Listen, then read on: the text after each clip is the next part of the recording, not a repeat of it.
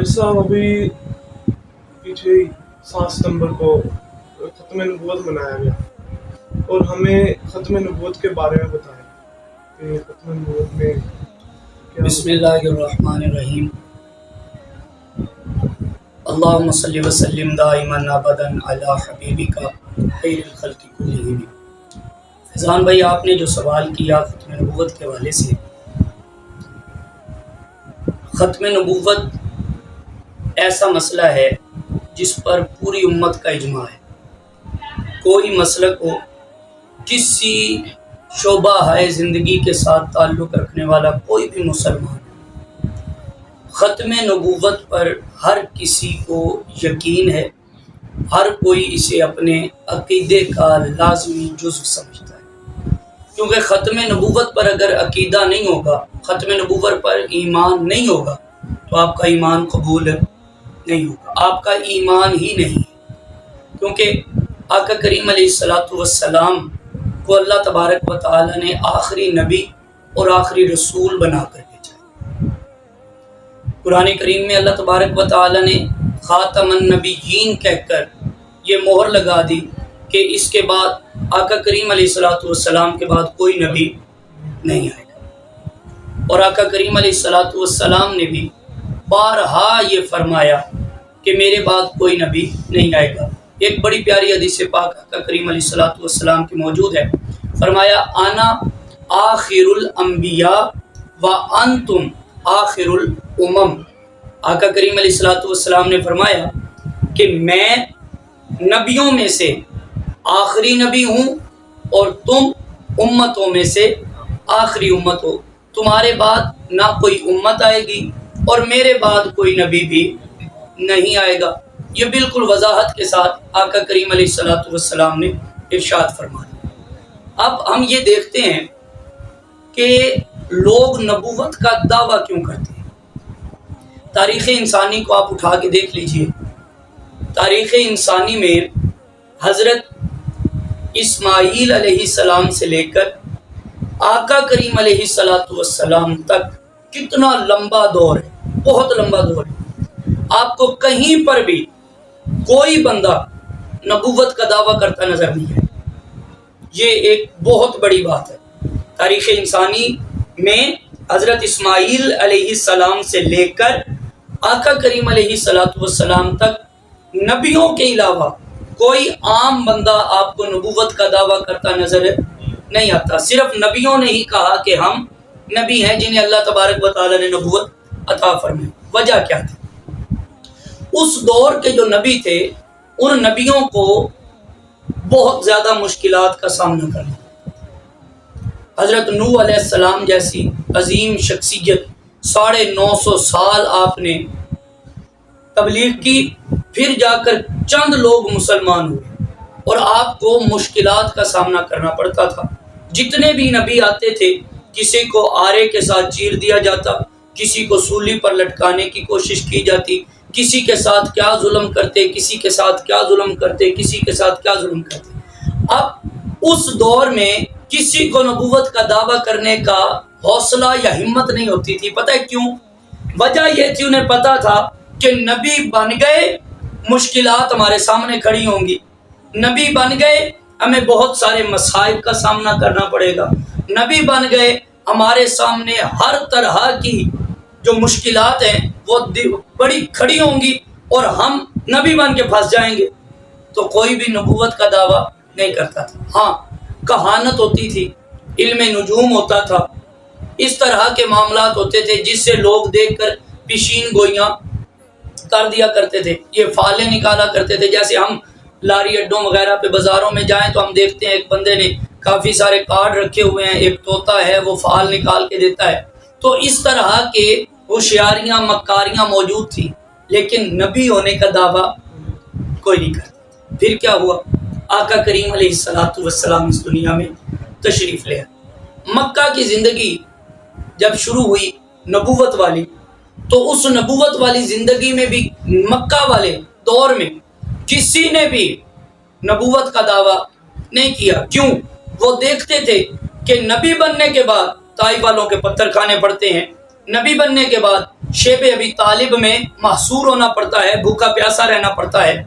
نبی بننے کے بعد رستے جن میں کانٹے بچھے ہوئے ہیں ان پر چلنا پڑتا ہے۔ نبی ہونے کے بعد اپنوں کی جو ضد ہے، اپنوں کی جو نفرت ہے، اپنوں کے جو ظلم و ستم ہیں وہ برداشت کرنے پڑتے ہیں۔ نبی ہونے کے بعد سارا علاقہ آپ کا دشمن ہو جاتا ہے، تب تک کسی نے نبوت کا دعویٰ نہیں کیا۔ پھر آقا کریم علیہ الصلوۃ والسلام ہجرت کر کے مدینہ منورہ تشریف لے آئے۔ جب مدینہ منورہ تشریف لے آئے، اب کیا ہوا؟ اب یہاں یہ تھا کہ لوگ جوک در جوک اسلام قبول کرنے لگے۔ اب یہاں یہ تھا کہ پہلے آقا کریم علیہ الصلوۃ والسلام کے ساتھ لڑنے والے اتنے لوگ نہیں ہوا کرتے تھے۔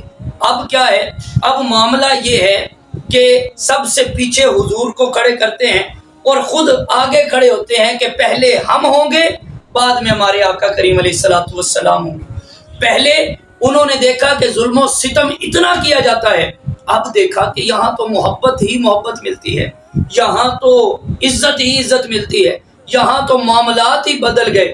تو جب یہ دیکھا تب اٹھے نبوت کا دعویٰ کرنے کے لیے، نبوت کا دعویٰ کرنے کے لیے اٹھے اور کہنے لگے ہم بھی نبی ہیں، میں بھی نبی ہوں، میں بھی نبی ہوں، میں بھی نبی ہوں۔ تب یہ معاملہ شروع ہوا۔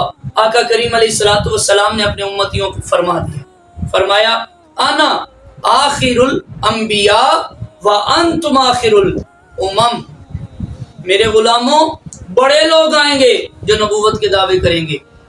جو نبوت کا دعویٰ کرے گا وہ کذاب ہے، وہ مرتد ہے، وہ واجب القتل ہے، کیونکہ میرے بعد کوئی نبی نہیں، تمہارے بعد کوئی امت نہیں، میں آخری نبی، تم آخری امت ہو۔ اللہ تبارک و تعالیٰ نے بھی فرما دیا خاتمن نبیین، میں نے اپنے نبیوں کا جو معاملہ جو سلسلہ چلایا تھا تمہارے نبی حضرت محمد صلی اللہ علیہ وآلہ وسلم پر، میں نے وہ سلسلہ ختم کر دیا ہے، اس کے بعد کوئی نبی نہیں آئے گا۔ آقا کریم علیہ الصلوۃ والسلام نے پھر خود فرمایا کہ اگر میرے بعد کسی نے نبی بننا ہوتا، میرے بعد اگر کسی نے نبی بننا ہوتا تو وہ عمر بنتے۔ اب ایک عقلی دلیل آپ کو دیتا ہوں حدیث پاک کی روح میں۔ آقا کریم علیہ الصلوۃ والسلام کی بڑی پیاری حدیث پاک ہے، ترمذی شریف میں حدیث پاک ہے، وہ فرمایا ان اللہ خلق الخلق فجعلنی فی خیرہم ثم جعلهم فرقتین فجعلنی فی خیرہم فرقتن ثم جعلهم قبائل فجعلنی فی خیرہم قبیلۃ ثم جعلهم بیوتا فجعلنی فی خیرہم بیتا وانا خیرہم نفسا وخیرہم بیتا۔ آقا کریم علیہ الصلوۃ والسلام نے فرمایا کہ اللہ تبارک و تعالی نے جب مخلوق کو تخلیق کرنے کا عمل شروع کیا تو جو سب سے اعلیٰ مخلوق تھی نا، اس میں رب نے مجھے پیدا فرمایا۔ پھر اس مخلوق کو رب نے دو فرقوں میں بدلا، دو فرقوں میں تقسیم کر دیا۔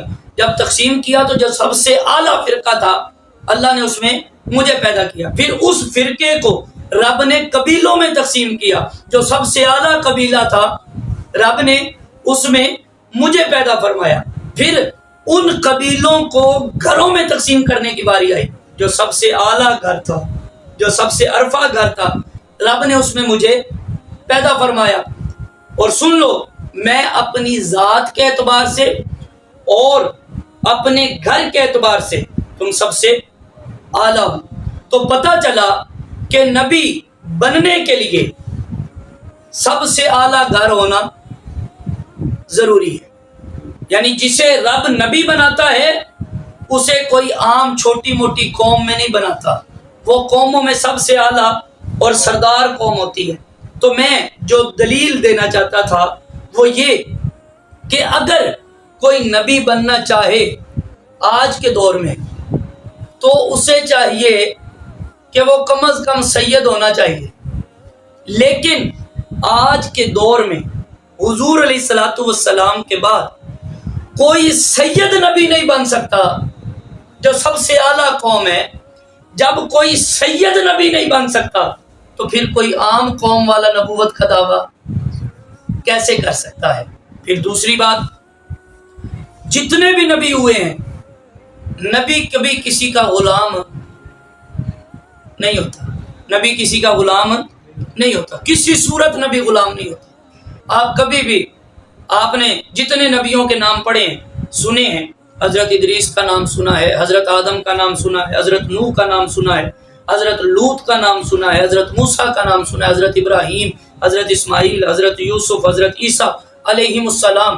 ان کے ناموں سے پہلے کسی کے نام پر غلام نہیں لگتا، غلام آدم نہیں لگتا، غلام موسیٰ نہیں لگتا، غلام ادریس نہیں لگتا، کیونکہ نبی کبھی کسی کے غلام نہیں ہوا کرتے۔ تو یہ جو آج نبوت کا دعویٰ یہ قادیانی کر چکا ہے، اس کے نام کے ساتھ لگا ہے غلام، اور غلام بھی کیا لگا ہے؟ غلام احمد، اس کا نام ہے غلام احمد۔ تو غلام احمد نام رکھا اس کے والدین نے، غلام احمد نام رکھا اس کے والدین نے۔ تو جب کوئی نبی غلام نہیں ہو سکتا تو والدین نے نام کے ساتھ غلام کیوں لگایا؟ میں یہ کہنا چاہتا ہوں، آخری بات، آخری جملہ، کہ جب اس کے ماں باپ نے اسے نبی نہیں مانا تو کوئی دوسرا کیسے اسے نبی مان سکتا ہے؟ تو یہ مختصر سے دلائل، مختصر سی محبت کی باتیں آپ احباب کی سماعتوں کی نظر کی۔ اللہ پاک ہم سب کو عمل کرنے کی توفیق دے۔